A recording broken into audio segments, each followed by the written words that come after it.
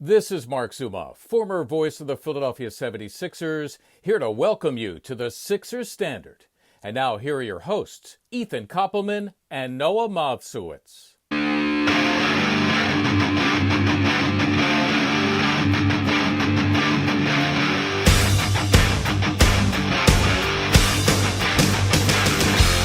What is up, guys? Welcome back to another episode on the Sixers Standard Podcast. Today we discuss Ben Simmons' interview with JJ Reddick on JJ Reddick's Old Man Podcast.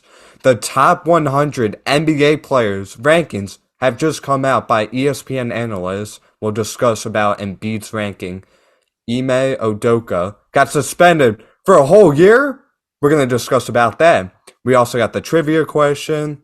We got tidbits, and we got Ethan Koppelman. How you doing? I am personally very offended. You mentioned me at the end. We have all this news, and I guess I'm at the back. It's okay. It's okay. Yeah, well, last for best. Last for best. Best for last. No, we got the best for last. All right, so we're going to get into our first segment. Ben Simmons had an interview with JJ Reddick, and they were discussing about other stuff like mental health, his time in Philly, the dunk, just all the stuff. And I watched that whole interview, and I assume you did as well. What are your thoughts on that interview with JJ Reddick? Yeah, I mean, first of all, I do want to state that both Noah and I have actually met JJ Reddick in person. Like not like I was going to a Sixers game and I saw him play. Like we actually both had talking interactions with JJ Reddick. So I think before we really get to this full interview, I met him at a hotel. Would be a good time. I met him at a hotel. And you want to tell the whole story? Why don't you expand? Yeah, I'm gonna tell the whole story. So I met him at a hotel. I went to Kiowa Island. It's an island in South Carolina, and he was there as well.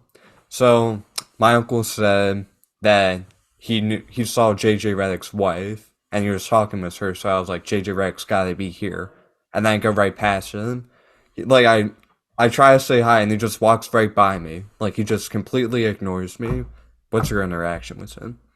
Yeah, so my human interaction with JJ Reddick was actually at a Sixers game, but not the scenario I said. He wasn't playing in the Sixers game. This was, I believe, in a Sixers Heat playoff game last season, and I was at the center.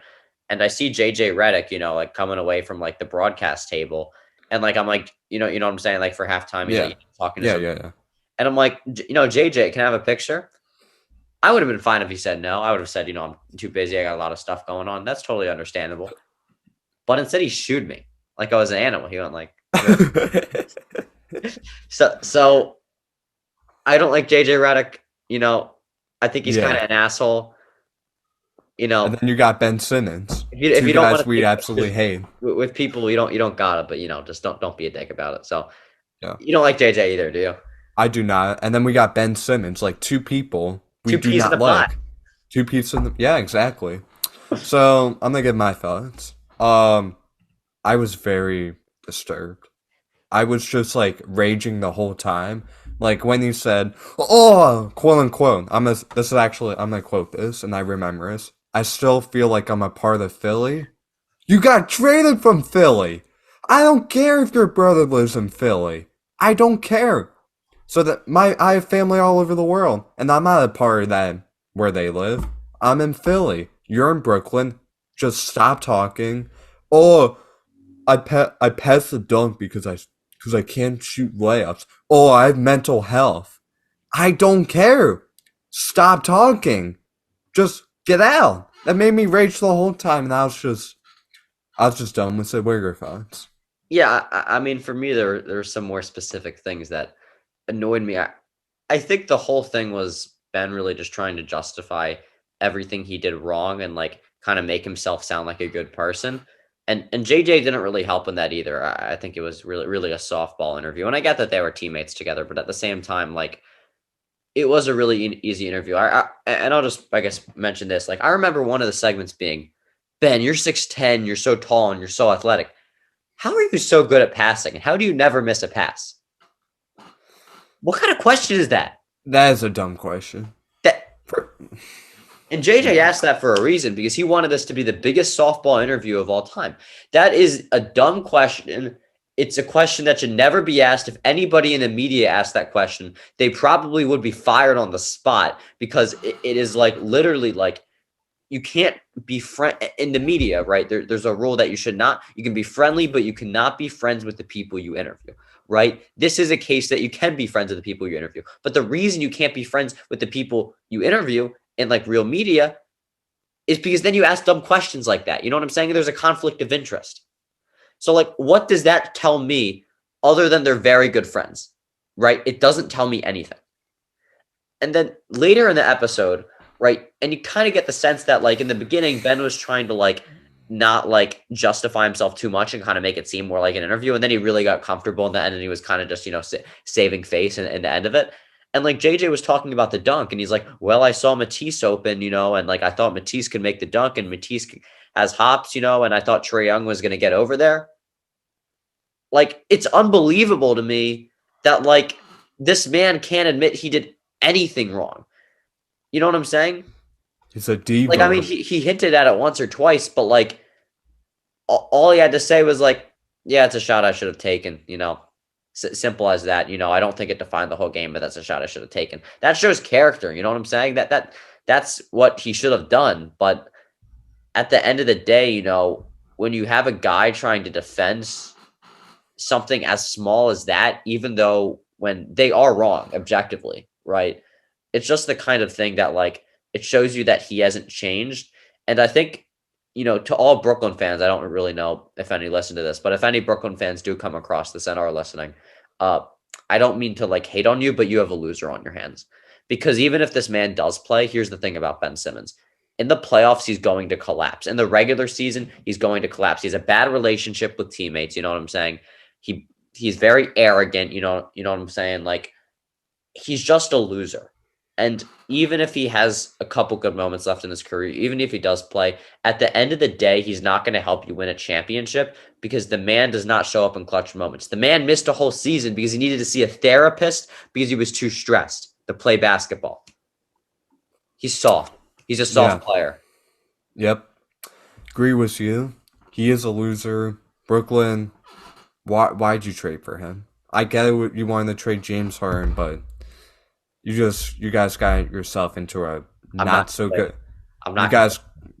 guys got yourself into a very bad situation. As you said, the guy's soft. He can't dunk. He can't do anything, honestly. He can't even get his whole mind straight. His mind is not straight at all. You guys are in a disaster. You're in 4 years of hell. I wish you guys luck. You guys are not going to go far. Well, I would disagree with that. I don't wish him luck, but I do have a sense of sympathy. No, I don't wish him luck. I wish the Brooklyn Nets fans luck of 4 years of hell with him. But anyways, that was the interview. As the top 100 NBA players the rankings have just come out maybe a couple days ago. And Joel Embiid was ranked number 4, as the top 3 were Giannis Antetokounmpo, Nikola Jokic, and Luka Doncic.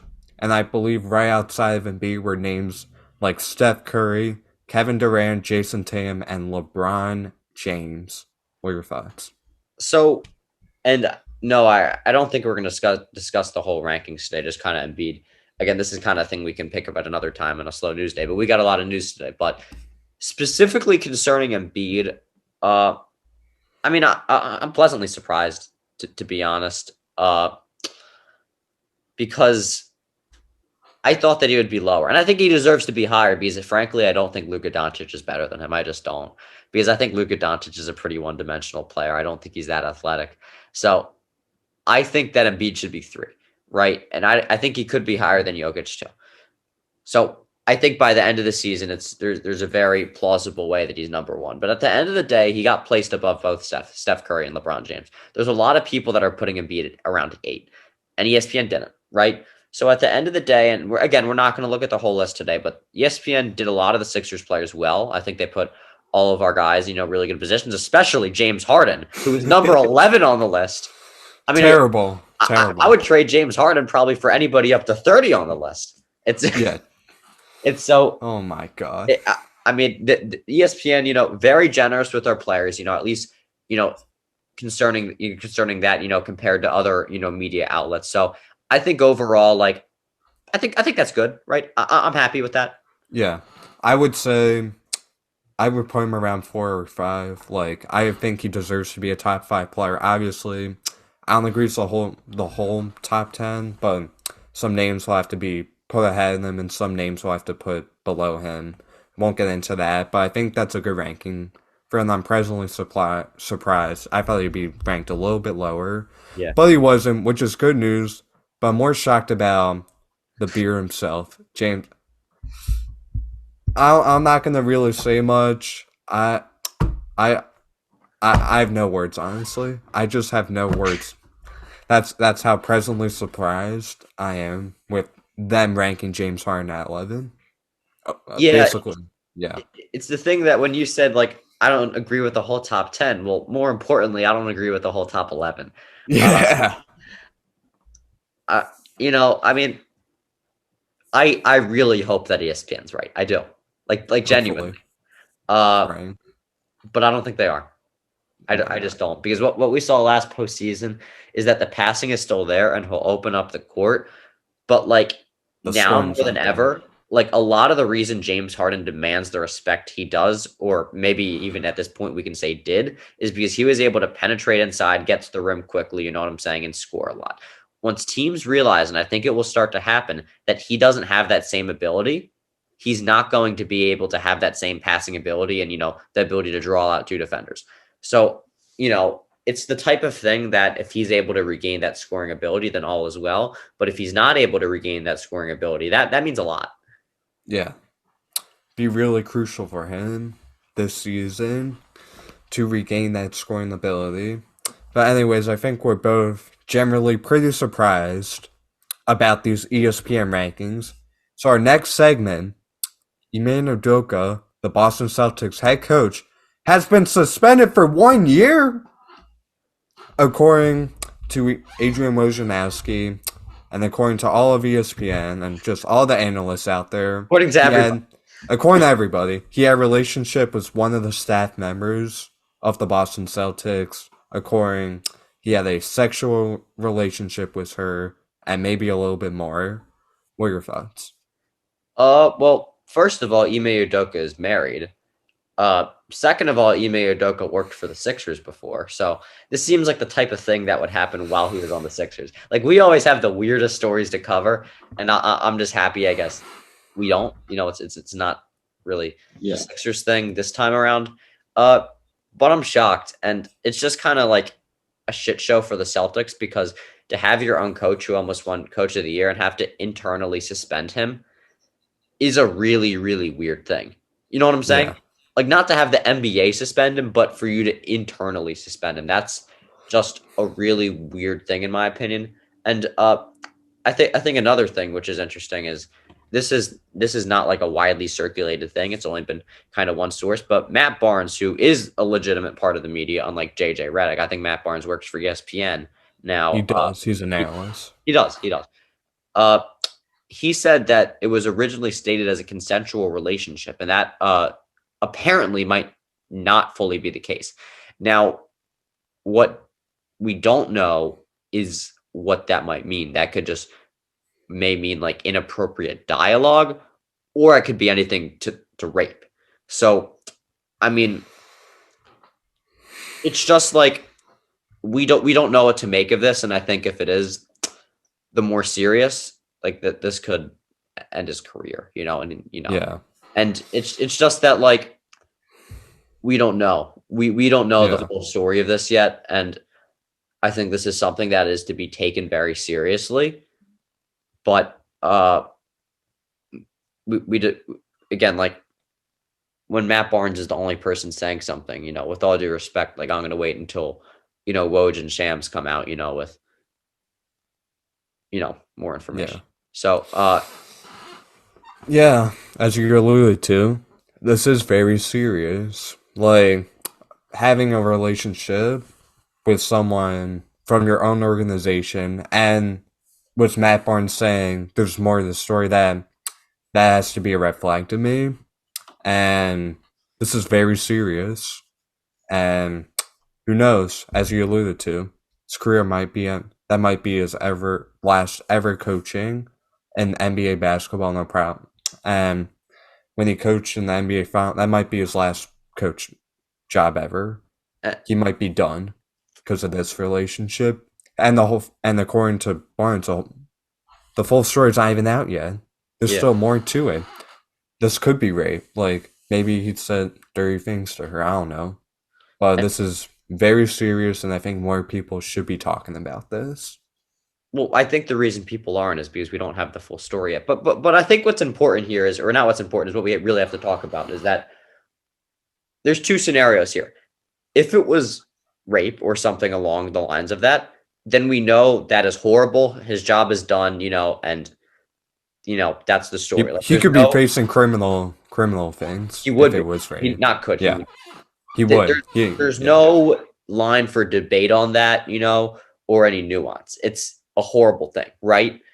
But there's not much more to talk about there. But I think what is interesting, or we should talk about, is what if it wasn't, right? And what if it was, as stated originally, a consensual relationship between both parties, right? I mean, that is one of the most unprofessional things you can do. Like, how can you come back into your clubhouse after, just having sex with, a team employee, and look at your players with a straight face and having your players look at you with a straight face? It's just not Their team can't. And the Celtics, I'm just going to say this, they're in deep, deep, deep, deep trouble. And I'm not going to just talk about Udoka's situation. Really yeah, they are. Well, I'm not going to talk. There's also there's so much mess with that team. Like, after the NBA Finals, Jaylen Brown was mentioned in trade rumors. Like, their chemistry's already down.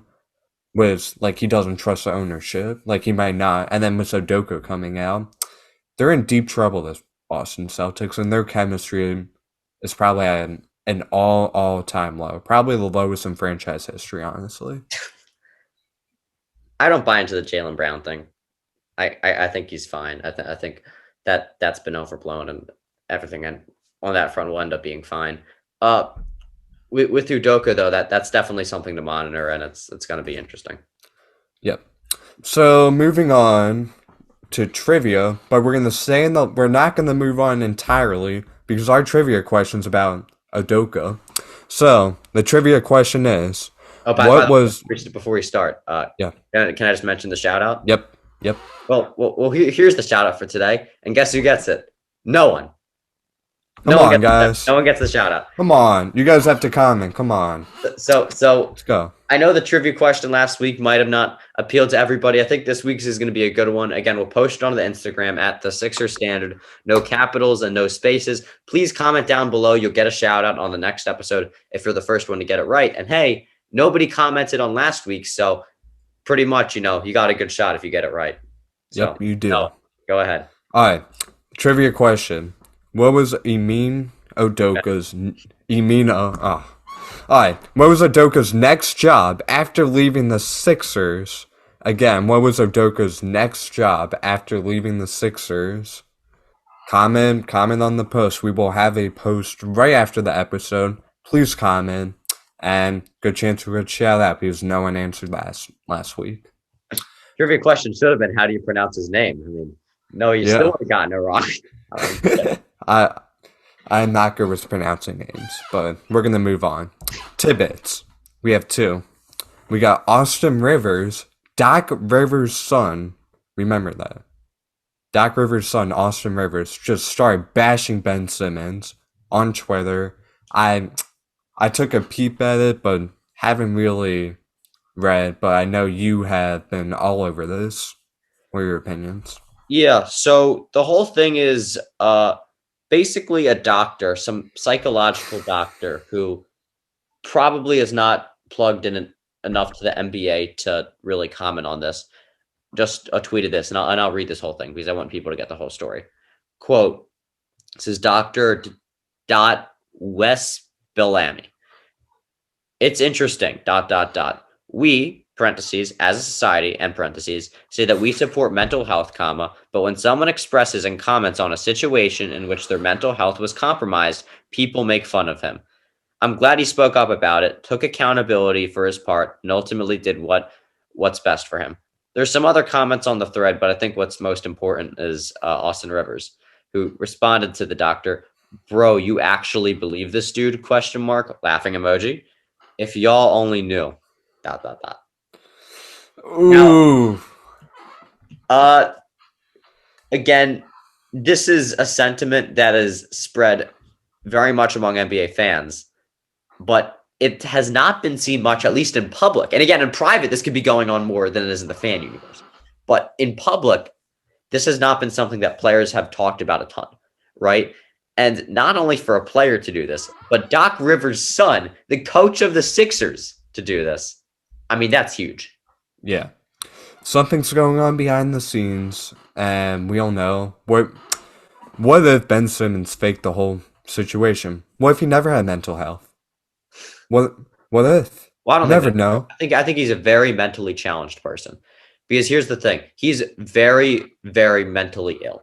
I think he contorted a lot of details and things. He threw, a lot of people under the bus, totally betrayed people, kept convincing himself he's right. It's the whole thing that when he was from Australia and everybody convinced him he would, be the number one pick and he would be the best.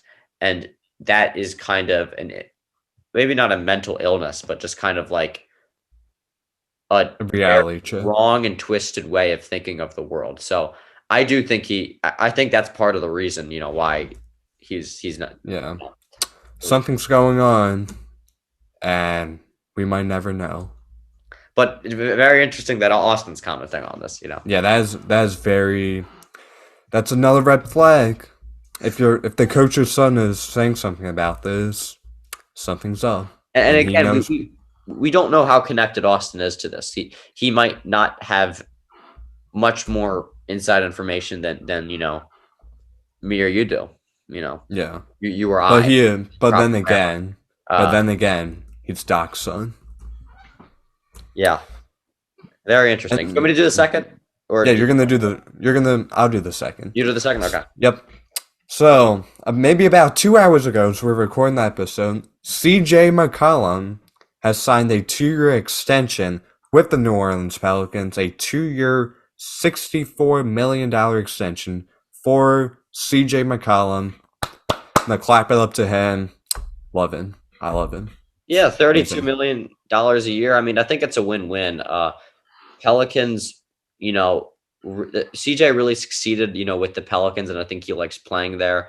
And, he's going to be really useful to them. And CJ is also getting paid some good money. I think it's always great when, small market teams can retain players like that, really try to compete. And I know, their organization's not really doing the best with, they don't know how committed Zion is to them. But at the end of the day, I think it's a good extension for both sides. So, just good news for the NBA. Congrats to CJ. I've always viewed him as an underrated player, and now he gets what he deserves. Yes, before we head out, the Eagles got a big W next. It's 24-7 against the Minnesota Vikings. Darius Slay, Jalen Hurts, just everyone. Big W's, as we are playing tomorrow against the Washington Commanders at 1 o'clock in Washington. There should be more Philly fans in Washington. Washington's a dump, man. It's an absolute dump. Oof. But bro, Monday night, that felt like 2017. Yeah. Did not feel like 2017. That felt like 2017. That felt like the National NFC Championship. Yes, 2017. It was like the Vikings got an early lead, and then the Phillies just erupted. But this time the Eagles, I call them the Phillies. Oh my god, I call them the Phillies. But the Eagles got to a 14-0 lead, and the Minnesota scorers, and then the Eagles just erupt. They erupt. They go off. I'm so happy, but will they contain this success? We don't know yet. I mean, I think they will. This team's been special. It's been really special. we'll see. But all I'm saying is that last thing, this feels like it's 2017. Yeah, but James Harden, he got Darius Slay's ball. He was at the game. We got the beard at the game. He was doing his thing, and then he got the ball. It's probably dope experience for him, and that was his first Eagles game. First one. Got to be a part of the culture, Bryce was there, Harden was there. We all support each other, It's Bradley Cooper, longtime Philly, but he's a longtime Philly fan and a celebrity. Sure, we got everyone. Everyone has to pull up to Philly. Yes, sir. All special. But anything else you have, Ethan? No, I think I'm good. I'm just excited for season to start. We keep getting closer and closer. Yep, we're getting closer and closer, and it is less than a month away, as we can say that. Less than a month away, and preseason's actually coming up in a little bit. October 3rd against the Brooklyn Nets. October 3rd, ladies and gentlemen. But anyways, we're the Sixers Standard Podcast. I am Noah Moskowitz with Ethan Koppelman. We'll see you guys next episode. 1, 2, 3, 4, 5, Sixers.